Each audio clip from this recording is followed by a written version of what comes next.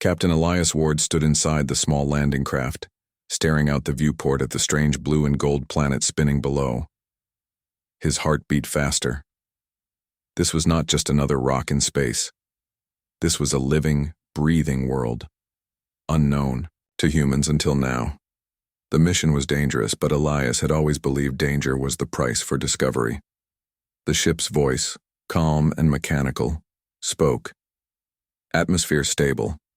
Oxygen levels within human range. Surface temperature, 17 degrees Celsius. Caution. High gravity recorded. Elias nodded. I can handle it. He tightened the straps of his protective suit, a strong exo-armor designed for alien environments. The suit was heavy, but it gave him support, strength, and protection. Without it, he was vulnerable. He had read the reports: alien diseases, poisonous air, crushing gravity. No human was supposed to step onto a new world without armor. Still, part of him wondered what it would feel like without it. The landing craft touched the ground with a shudder. Dust rose and strange shapes moved in the distance. Elias took a deep breath. Let's see what waits for us down here. The air outside was thick with the smell of earth and metal. Towering crystal-like trees glowed faintly under the light of two suns. Strange birds with 4 wings flew in circles above, letting out calls that sounded almost like laughter. Elias stepped forward, boots pressing into the soil, leaving deep marks because of the planet's heavy pull. Then he saw them. Figures appeared from between the glowing trees, tall, slender beings with pale silver skin and eyes like liquid gold. They carried spears made of bone and crystal. Their movements were graceful, silent, and precise. Elias did not reach for his weapon. He raised his hands slowly, showing peace. The aliens formed a circle around him. One of them stepped forward. She was smaller than the others, though still taller than Elias. Her eyes shone with curiosity rather than anger. She wore armor made of woven crystal plates, but her stance was relaxed. Her voice, clear yet sharp, echoed in a language Elias's translator began to process. You are human? Yes, Elias answered, his voice steady. I come in peace. The aliens murmured among themselves. Some looked doubtful, others cautious. But the young female warrior kept her gaze locked on Elias. She stepped closer, circling him like a hunter studying prey. You hide inside metal, she said at last, pointing at his suit. Your strength is false. Elias frowned but remained calm. This is protection. Your world is strong. I must be careful. The alien girl tilted her head. Careful or weak? Before Elias could respond, she moved with sudden speed. Her hand shot forward, and with surprising force, she ripped away a section of his suit's shoulder guard. Sparks flew. Elias staggered back in shock. The armor was built to withstand pressure and force, yet she had torn it off with ease. Circle of aliens gasped, their golden eyes watching closely. The girl smiled, though it was not cruel, more like a scientist testing an experiment. I want to see the human without his shell, she said. She tore off another piece of armor, this time from his arm. Elias tried to resist, but her strength was beyond his. He felt exposed, vulnerable, and strangely humiliated. Soon half of his armor lay scattered on the ground, broken pieces shining in the dirt. The aliens around him murmured louder. Some laughed softly, others whispered doubts. To them, Elias now looked fragile. Without armor, without metal. What was left? Just flesh and bone. The girl stood back, studying him. Helpless, she declared. You cannot stand on our world without your shell. Elias straightened his back. Sweat ran down his forehead, the planet's heavy gravity pressing on him. His breathing grew harder, but he refused to bend. He met her eyes. Maybe I am weaker without armor, he said, voice steady. But strength is not only in metal. Strength is here. He tapped his chest where his heart beat. Inside. The girl blinked, surprised by his answer.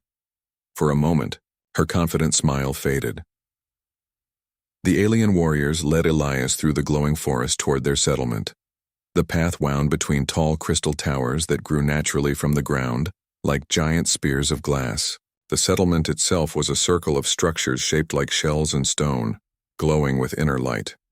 Children with silver skin ran past, pointing at Elias with wide eyes.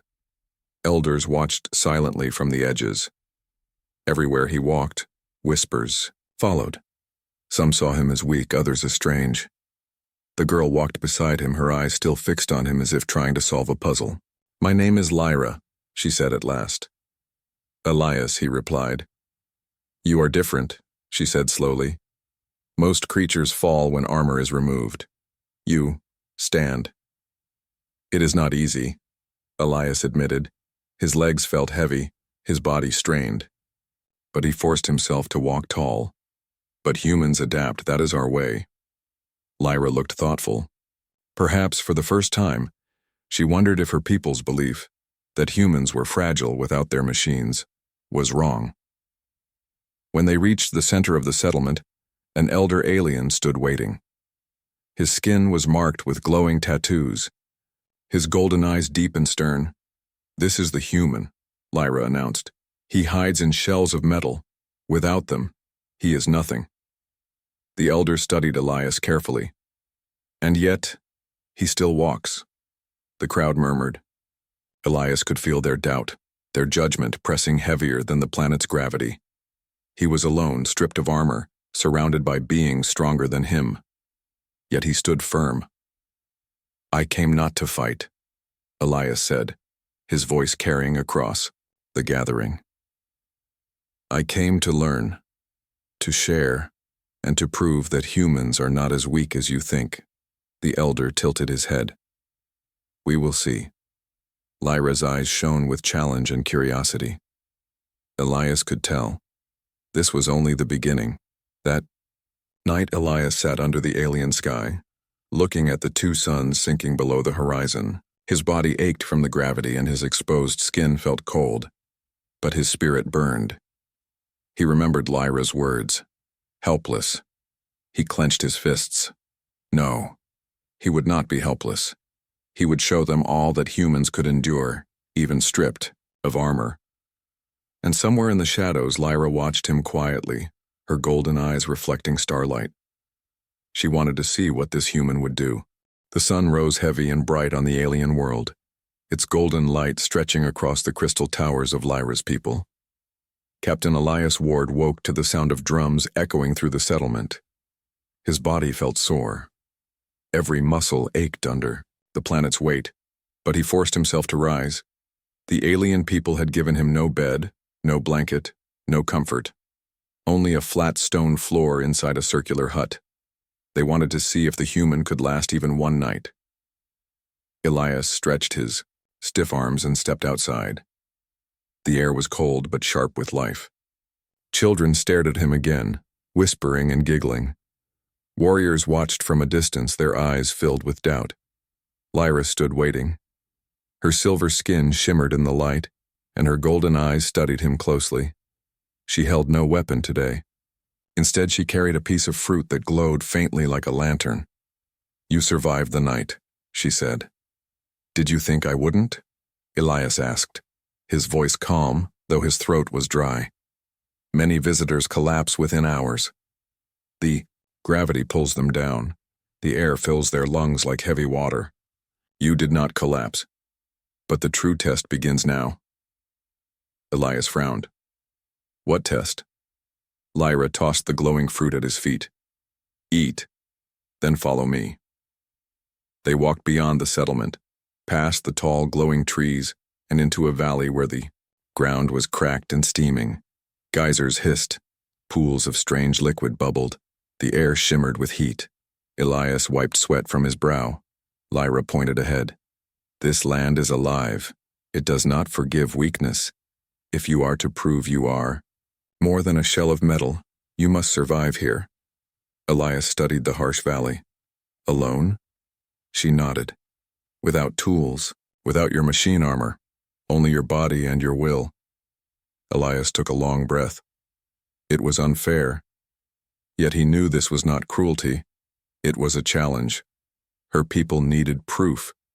If he failed, humans would forever be seen as fragile outsiders. Very well, he said. The first hours were hard. The heat drained his strength. The strange fruit Lyra had given him was bitter but filled his stomach enough to keep him moving. He searched for shade beneath rock arches and collected sharp stones. For defense, he knew he could not fight the way these aliens did, but he could think. He could plan. When night came, the valley grew freezing cold. Elias shivered, wrapping himself in leaves he had gathered from glowing plants. He built a small fire by striking stones together, surprising even himself with how quickly sparks caught in the dry air. From the shadows, Lyra watched silently. She was not supposed to interfere, only observe. Her people had told her, let the human fail, so they could prove their belief. But as she saw him hunched by the fire, teeth chattering, she felt something new inside her, respect. The second day brought storms. Dark clouds gathered and lightning cracked across the valley. Rain fell not as water but as thick golden drops that stung his skin. Elias shielded his face and took shelter under a rock ledge. The storm raged for hours. Every instinct told him to give up, to call for his ship to run. But he refused. He whispered to himself, if I give up now, they win. If I endure, they will see. By the third day, hunger gnawed at him. He searched the valley for food. Strange creatures crawled along the rocks, six-legged lizards with shining scales. They moved fast, but Elias set traps using vines and stones. After many failed attempts, he caught one. Cooking it over fire, he forced himself to eat. The taste was bitter, but it gave him strength. Lyra, still watching from the shadows, whispered softly to herself, he learns. He suffers, but he learns. Back in the settlement, some aliens laughed when they heard Elias still lived. The human clings to life like an insect, they said. It will not last. But the elder grew silent and thoughtful. Every day he stands is a challenge to our belief. On the fourth day, Elias faced a true danger. A beast emerged from the steaming pools, taller than a man, with skin like black stone and eyes glowing red. Its mouth opened, showing rows of sharp teeth. Elias froze. He had no weapon but the sharp stones he carried. The beast roared and charged. Elias dove aside, his body screaming in pain from the gravity. He scrambled onto a rock and hurled a stone at its head. The beast staggered but did not fall. Again it attacked, claws raking the rock. Elias remembered his training. Do not fight strength with strength. Fight with mind. He ran toward the geysers, dodging the beast's attacks. At the last second, he leapt aside. The beast crashed into the steaming vent. Scalding vapor burst upward, blinding it. With a final roar, the creature stumbled back into the pool and vanished beneath the bubbling surface. Elias collapsed, gasping for air, his body trembling. But he was alive. From the ridge, Lyra's eyes widened. For the first time, she felt pride for the human. He had no armor, no weapon, yet he had defeated a beast of their land with nothing but wit. On the seventh day, Elias staggered back into the settlement. His skin was burned from storms, his clothes torn, his body weak. But he walked tall, carrying nothing but his will. The crowd gathered, staring in silence. They had expected him to crawl or be carried. Instead, he returned standing. Lyra stepped forward. He survived. The elder looked long at Elias. Without shell, without machine. How?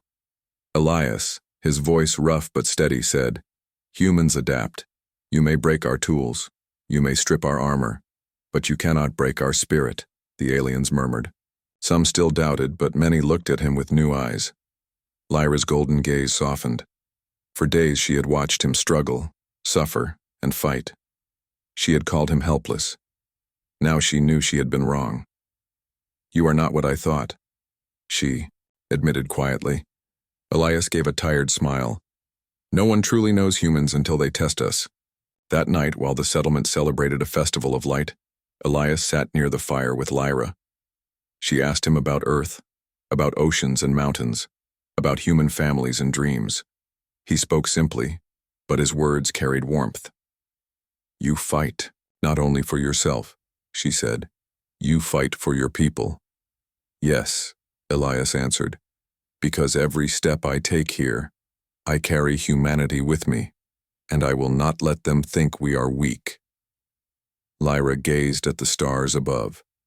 "Perhaps," she whispered, "your strength is not in armor at all." Elias looked at her and nodded. "Exactly. Our strength is in who we are." As the fire crackled and the two suns set, a quiet bond formed between the human and the alien girl. She had stripped away his armor, thinking he would fall. Instead, she had seen the truth. Even helpless, humans rise. And somewhere deep in the settlement, shadows stirred. Not everyone was pleased with the human's survival. Some whispered plans in secret, saying, the human must not live to prove them wrong. The true danger was yet to come.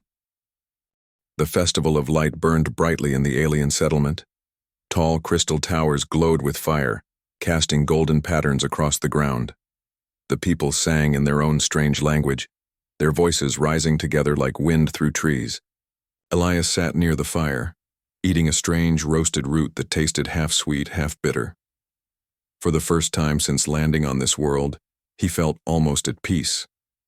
Children no longer laughed at him. They ran around him, curious, daring to touch his hands and hair. Some warriors nodded respectfully as they passed. He had survived the valley. He had defeated the beast. He had proven humans were not as weak as everyone thought, but in the shadows not all eyes were friendly. Across the square, a group of alien warriors sat apart from the celebration. Their leader, a tall figure with dark markings across his silver skin, leaned close to the others. His name was Karan and his voice was low and sharp. "This human is a danger," Karan whispered. "Every day he lives, our people begin to doubt. They whisper of alliance, of respect. Soon they will bow to him. I will not allow it." One of the warriors frowned. "The elder seems curious about him. Lyra defends him. If we move against him, will the people accept it?" Karan's golden eyes burned. "They will if they never know it was us. We make his death look natural, an accident in the wild. Or perhaps the gravity simply crushed him. Either way, the human will not live long." The warriors nodded, their faces hard. A plan was forming in the dark corners of the settlement. Lyra stood apart from the crowd, watching Elias laugh with the children. Something inside her had changed since she first met him. At the beginning, she had wanted to prove he was helpless without his armor. She had torn it away with her own hands. She had wanted him to fail. But instead, she had seen him stand again and again, even when pain covered his face, even when storms beat against his body. She thought about the beast in the valley, about how he had tricked it into destroying itself. No alien child could have done that without weapons. Why does he fight so hard? She whispered to herself. The elder approached quietly, leaning on his staff of crystal. "You see it now, don't you, Lyra? The human is more than he seems." Lyra hesitated. "He is strong, yes, but he is not like us. His skin is soft, his body weak." The elder's golden eyes glowed in the firelight. "True strength is not always in muscle or bone. Sometimes it is here." He touched his chest. "In the heart. The human has heart." Lyra lowered her gaze. She did not want to admit the elder was right, but deep inside, she felt it. Later that night, when the fires burned low and the songs ended, Elias walked alone near the edge of the settlement. The sky above shimmered with 2 moons and the crystal trees glowed faintly around him. He wanted silence. He wanted to breathe without eyes watching him. But silence did not last. A soft step crunched behind him. He turned and saw Lyra. "You walk alone," she said. "I needed air," Elias replied. He smiled slightly. "Do your people never rest?" "Rest comes when the heart is calm," she answered. "Mine is not calm." Elias studied her face. She looked troubled, her golden eyes dimmer than usual. What worries you? Lyra hesitated. She almost told him about Corin, about the whisper she had overheard earlier that evening. But to speak against her own people was dangerous. Still, she felt a strange loyalty to Elias. At last she said, "Some do not want you here. They see you as a threat." Elias's smile faded. "I expected that. No one welcomes change easily." Lyra stepped closer. "Be careful. The valley was only the beginning.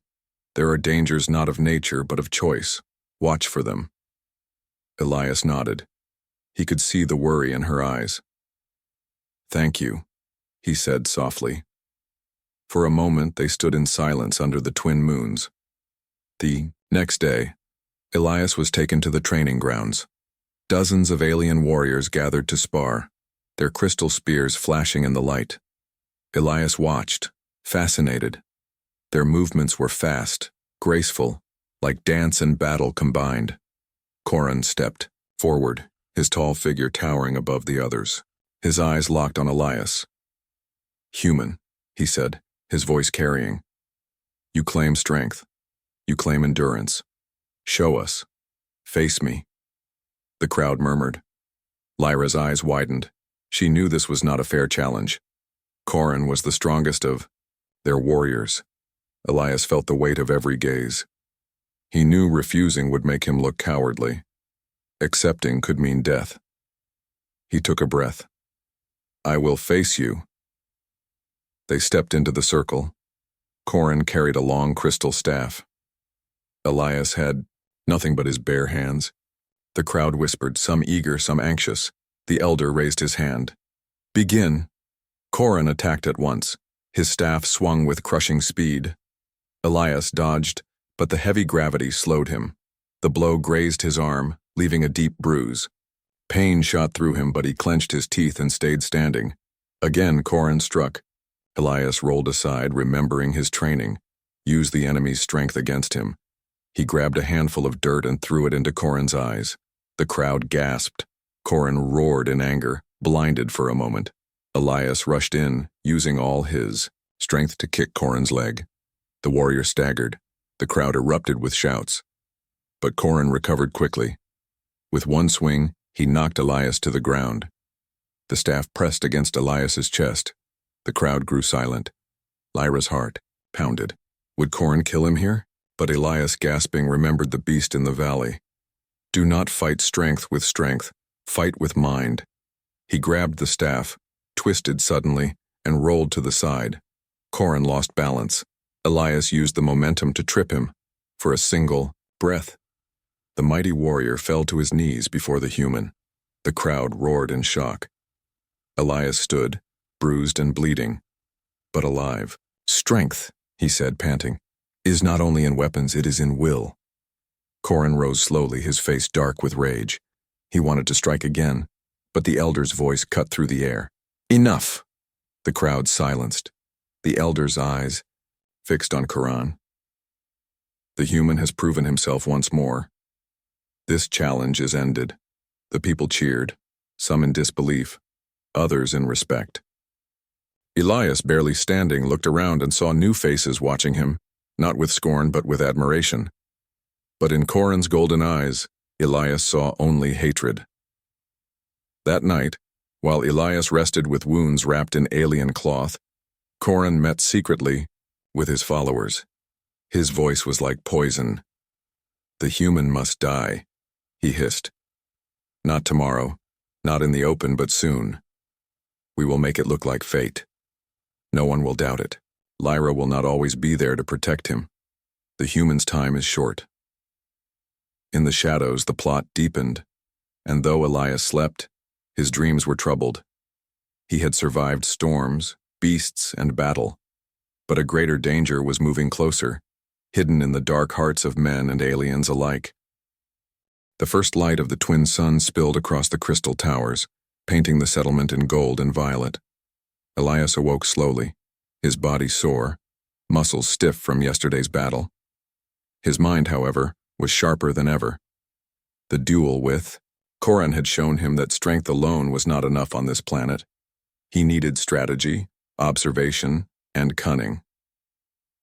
Lyra appeared at the entrance of his hut. Her silver skin shimmered in the early light, golden eyes serious. "You move with purpose today," she said quietly. "But so do others. Be careful." Elias looked at her, noticing the tension in her shoulders. "I know. Something is wrong." She nodded. "Corin does not forgive. Some follow him. They plot against you." Elias ran a hand through his hair. He had expected danger, but not this level of intrigue. Survival here was no longer only about the land or the beasts. It was about the people. The settlement seemed calm that morning, but Elias could feel eyes watching him. Every conversation he overheard included whispered words, subtle glances. Corin and his followers spoke in the shadows, but their presence was strong. Elias turned to Lyra. "If they attack, we must be ready." Lyra hesitated. "You have no weapons." Elias smiled faintly. "No weapons? I have my mind. That can be stronger than a blade." Together they began to plan. Elias studied the layout of the settlement. He noticed weak points in patrol patterns, narrow passages, and places where rocks could be used to create obstacles. He learned where Corin and his followers gathered and which paths they frequently used. Lyra provided insight. "The elders protect you for now," she said, "but Corin waits for an opportunity. You must turn his own rules against him." Elias nodded. He could see it clearly now. Survival here was not only about endurance, it was about patience, timing, and human cleverness. That afternoon, Elias ventured outside the settlement under the guise of exploration. He moved slowly, watching the crystal forests, studying the land. But in reality, he was setting traps. Sharp rocks, loose soil, and vines carefully arranged could slow attackers. He also placed markers to warn him if anyone approached. Corin's plan was already in motion. While Elias worked, the warrior and his followers moved through the shadows, preparing an ambush. They thought Elias unaware, vulnerable without armor as he had been at first. But Elias anticipated it. He had watched their patterns, predicted their movements, and used the land to his advantage. The ambush came at dusk. Corin and 4 followers emerged from behind a ridge. Their voices were low, angry. "Human," Corin hissed. "Your time ends." Elias stepped forward slowly, hands empty, face calm. "You want to strike me in open land? I know this place better than you do." Corin sneered. "We'll see." The first attacker charged, only to trip on a vine trap Elias had set. He fell, rolling into a shallow ditch. Elias used the moment to kick a loose stone at another attacker, sending him stumbling into the edge of a crystal tree. The fight was chaotic, but clever. Elias did not have strength or armor, yet he used speed, timing, and knowledge of the land to gain advantage. He forced Corin's group into narrow passes where they could not use their full power. Lyra watched from above, amazed. "He is clever beyond any of us," she whispered. Hours passed. The sun set, casting long shadows. Corin, frustrated, realized brute force would not win. He attempted a direct charge at Elias, but Elias sidestepped, using the momentum to push Corin toward a small slope.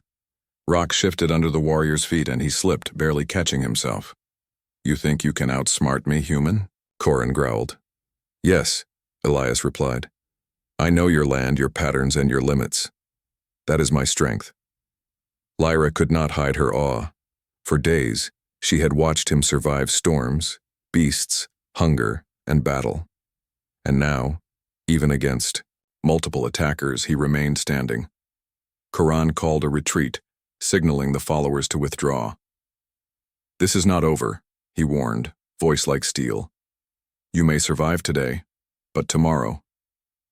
Elias didn't respond. He knew the threat was not finished, but he had learned a valuable lesson. Humans could survive not by muscle or armor, but by patience, knowledge, and adaptability.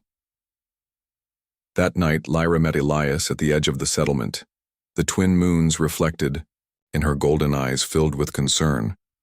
"You are clever," she said, "but Corin will not stop. He will grow more dangerous. You cannot face him alone." "I do not need to face him alone," Elias replied.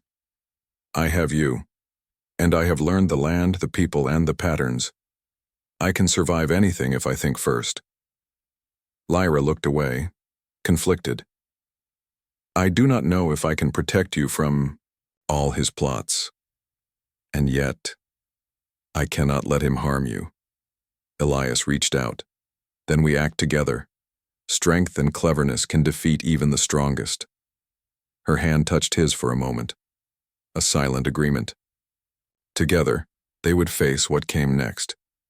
Over the next days, Elias continued to train, not with weapons but with strategy. He learned the weaknesses in Corin's patrols, the blind spots in the settlement, and the places where he could hide or escape if needed. He even began teaching Lyra small tricks like traps and misdirection, though she had never imagined needing such skills before. Meanwhile, Corin and his followers grew restless. Every time they tried to catch Elias alone, they failed. Every plan Elias anticipated, using nothing but observation and timing, their confidence began to waver. The human had survived storms, beasts, and direct battle, but now he had proven himself against treachery. And that frightened Corin more than anything. One night, a messenger from the Elder approached Corin's group. "The human has earned recognition," the Elder said. "He may remain in the settlement under protection. Continue your plots and you will bring dishonor upon yourself." Corin's eyes narrowed. "We will see who honors whom," he muttered. But even he knew the Elder's authority would limit his actions.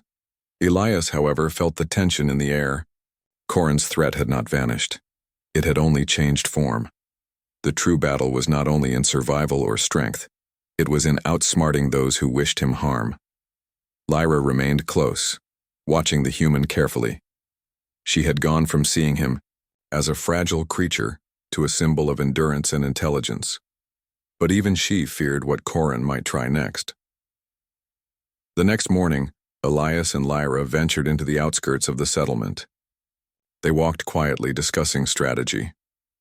"You've survived storms, beasts, and battles," Lyra said. "But Corin is smart. He will use the settlement itself against you if he can." Elias nodded. "Then I must think beyond brute strength. I must use the land, the people, and even Corin's own plans to my advantage. Humans adapt, Lyra.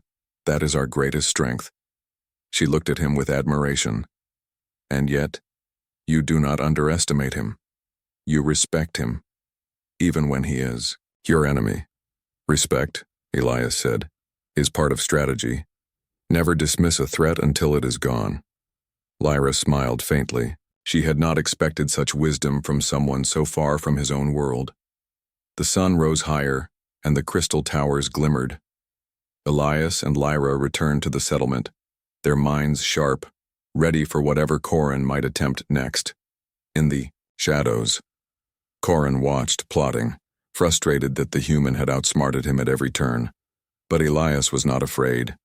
He had learned patience, endurance, and strategy. He had survived the worst the planet could throw at him, and he had proven that humans could rise above fear, danger, and even treachery. The struggle for honor was not over. But the first victories had been won, and Elias knew that with careful thought, courage, and the help of allies like Lyra, he could face whatever came next. The twin suns rose over the crystal towers, casting a golden glow that painted the settlement in brilliance.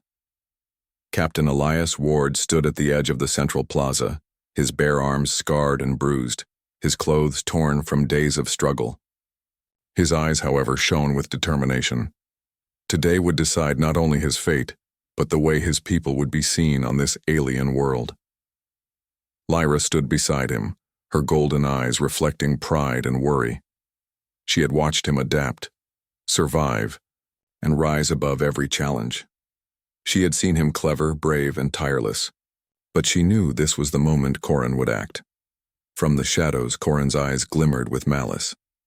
He had planned this carefully, waiting for a chance when Elias would be alone or distracted. But Elias was not alone. He had allies, observation, and most importantly, his own mind. The settlement gathered in the plaza, curious and tense. The elders observed silently, their glowing tattoos pulsating faintly with the energy of their wisdom. Corin stepped forward, his staff gleaming in the sunlight, flanked by his followers. "You celebrate a human who is weak," Corin declared.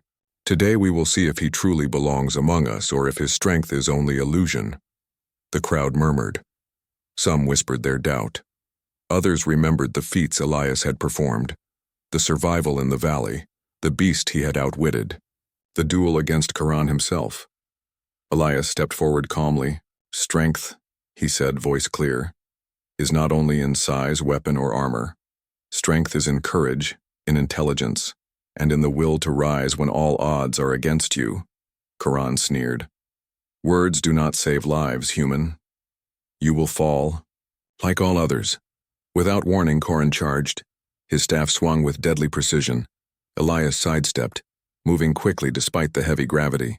The human had no armor, no weapon, but he had his mind, and he had studied Corin carefully.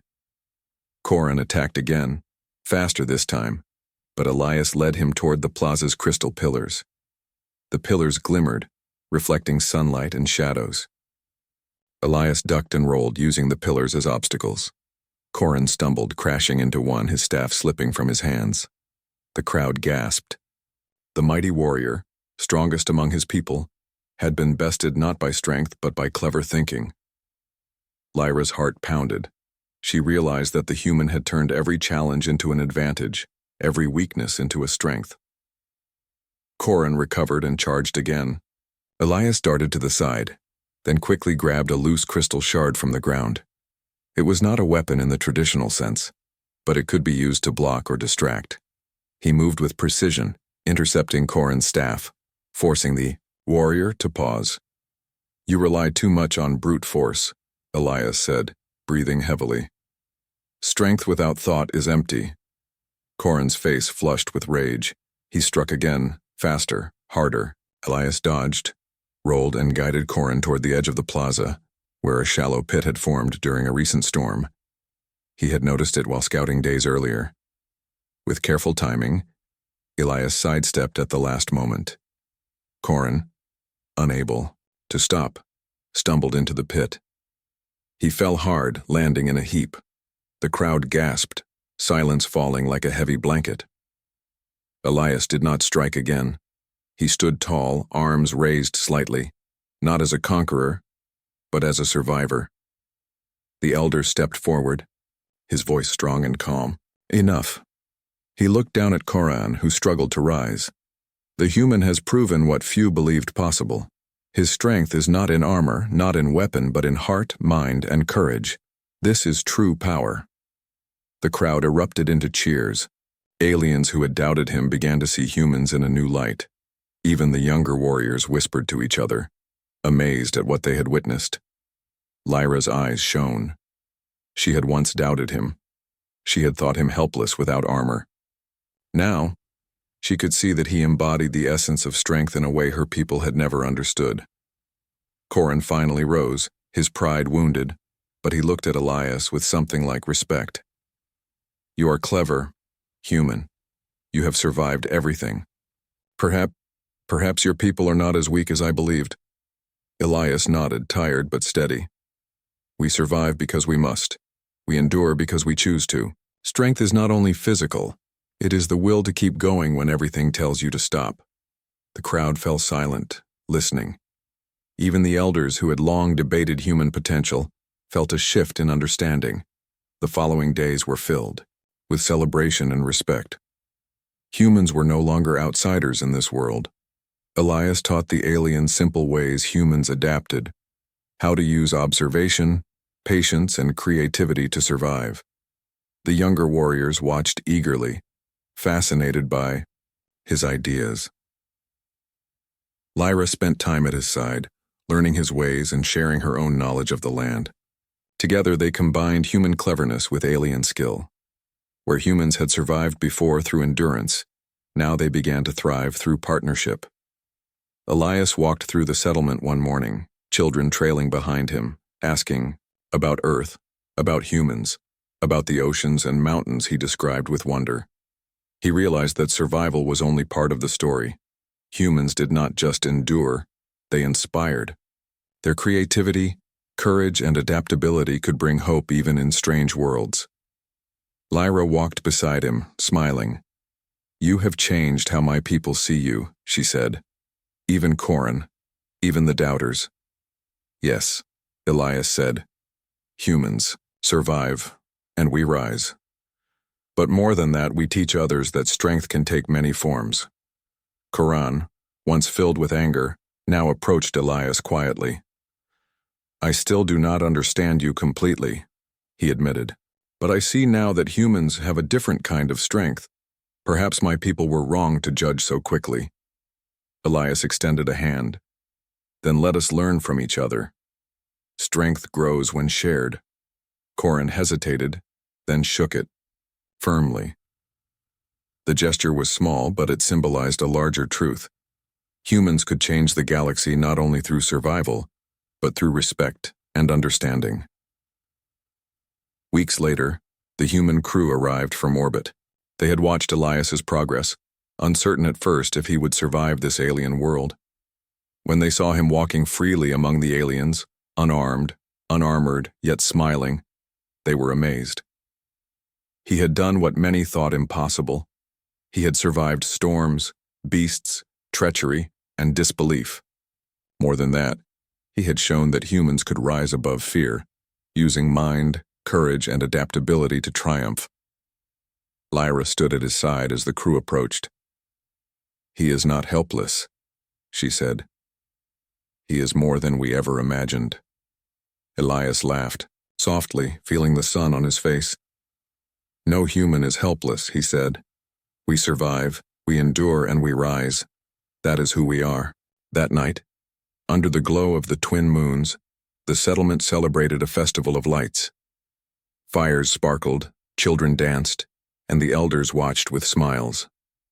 Elias stood among them, not as a conqueror, but as a symbol, a human who had faced impossible odds and emerged victorious. Lyra joined him, her hand brushing his. "You have shown us all the truth," she said. "And you," Elias replied, "have shown me that courage is strongest when shared." Together they looked at the stars, knowing that the galaxy was wide, full of danger and beauty, but also full of opportunity. Humans would survive, humans would rise, and humans would leave their mark on every world they touched. The struggle was over. The threats had been overcome, and humanity had proven once again that even when stripped of armor, tools, and expectation, it could endure and triumph.